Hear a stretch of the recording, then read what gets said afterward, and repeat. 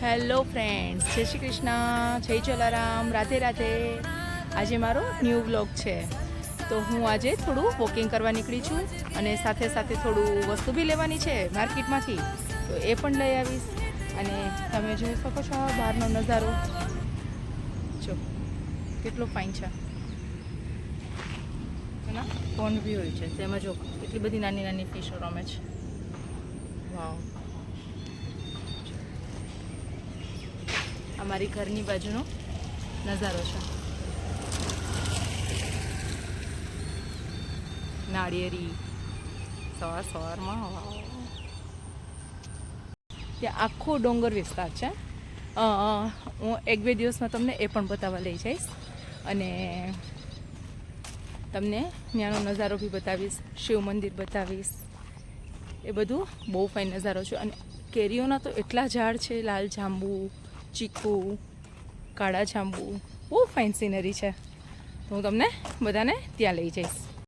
તો ફ્રેન્ડ, થોડું થોડું તમે બી મારી સાથે વોક કરો, કેમ કે કાલે તો મારે વોક કરવાનું રહી ગયું હતું, ઘરે ગેસ્ટ હતો. તો આજે સવારમાં જ વોકિંગ કરી લીધું. થોડું વોક કરી અને આપણે ઘરે જઈ અને ચાય કોફી, મારા હસબન્ડને ચાય જોઈએ, મને બી ચાય જોઈએ અને મારા સનને કોફી જોઈએ. તો આપણે એના માટે કોફી બનાવશું. એ નજારો જો ફ્રેન્ડ, બહુ ફાઇન છે. બહુ ફાઇન બોલે તો બહુ ફાઇન છે. આખું અહીંયા સમુદ્રનું પાણી આવે, બધે જ સમુદ્રનું પાણી આવે.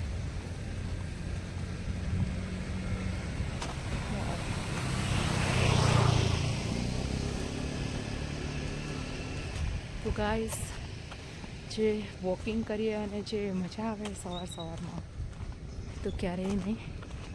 પણ બટ આજે મેં સવારે કર્યું, મને ક્યારેક સાંજે બી જવું પડે છે.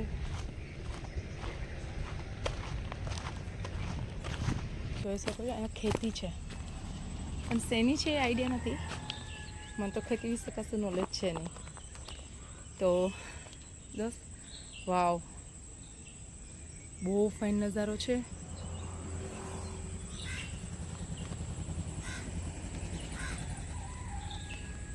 નાઈસ. અહીંયા ખાટલો હોય ને તો સુવાની મજા આવી જાય. ઓર જો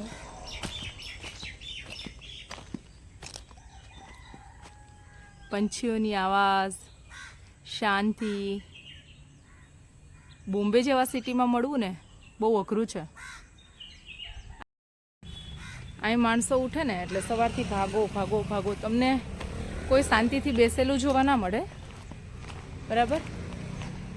રાત્રે 12 વાગે સુવે તો સવારે 5 વાગે તો એ લોકોને કામ ઉપર જવાનું હોય. બટ આ એરિયો એટલો શાંતિવાળો અને એટલો સરસ છે કે અહીંયા તમારે રહેવાની મજા, પંછીઓની આવાજ અને નેચર અને પોલ્યુશન ફ્રી. પોપ્યુલેશન એટલું બધું નથી, ગણીને 8-10 ઘર છે, બટ બહુ ફાઇન છે. અને ખેતી બી છે. હજી હું તમને આવા અલગ અલગ જગ્યાએ લઈ જઈશ. ઘણો બધો એનો નજારો જોવા જેવો છે. બસ હવે થોડો આપણે ઝાડ ચડીએ. એવું લાગે કે આપણે લોનાવાલામાં અને ફરતા હોય ને એવું ફિલિંગ આવે છે, કેમ કે અત્યારે ક્લાઇમેટ બી બહુ સરસ છે, બહુ જ ફાઇન છે. ટ્રાફિક,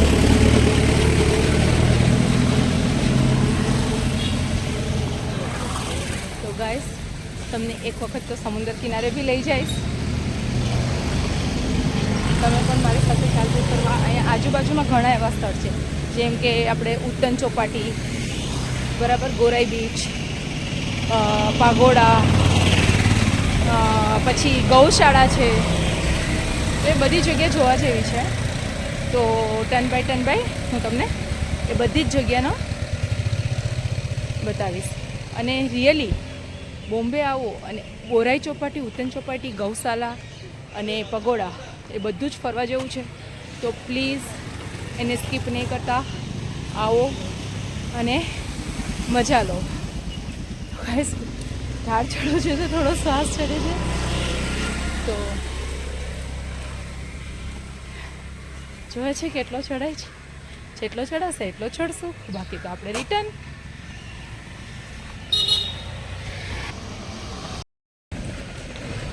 તો ગાઈસ મારથી બહુ ઢાળ નહીં ચડાય એટલા માટે થઈને હું રિટર્ન જાઉં છું. અને બાજુમાં શોપ બી હતી તો ત્યાં ઓર્ડર બી દઈ દીધો, તો એ ઘરે આવીને આપી જશે. જે વસ્તુ મંગાવેલી એ તો ઓર્ડર આપી દીધી.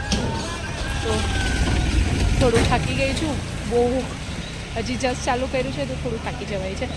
એના માટે થઈને હવે ઘરે જશું અને થોડો રેસ્ટ, ચાય કોફી નાસ્તો કરશું અને રૂટીનમાં કામે લાગશું. ઘરે જતી હતી જો વડલો, બહુ વર્ષો જૂનો વડલો છે આ. જો કેળાનું ઝાડ બી છે. જોઈ શકો છો.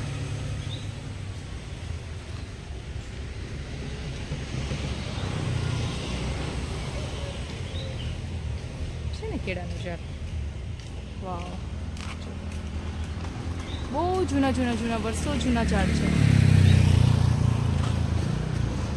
તો હું વોકિંગ કરવા નીકળીને તો મને જો કંટોલાનો વેલો દેખાણો.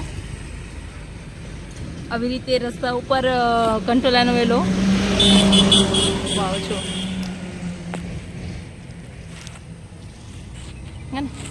છે ને પાકી ગયા છે પણ કોઈને ખબર નથી કે અહીંયા છે. આમાં હાથ નાખતા બીક લાગે ગાઈસ, એટલે આમને ટચ ના કરાય.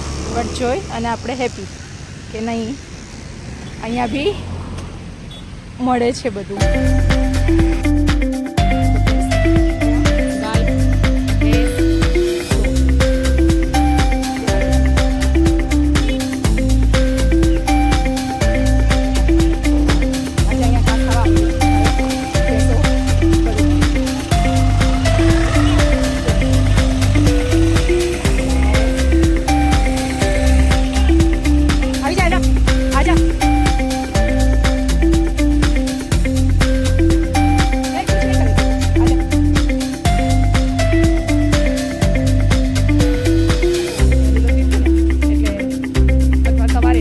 સાંજે આવે છે.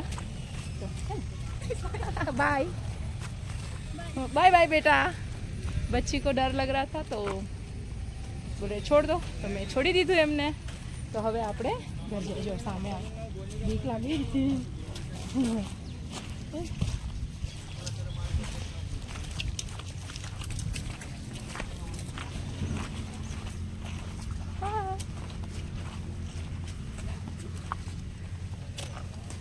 તો ફ્રેન્ડ્સ હવે હું ઘરે આવી ગઈ છું. તો મારો વ્લોગ તમને સારો લાગ્યો હોય તો લાઇક, શેર એન્ડ સબસ્ક્રાઈબ કરજો.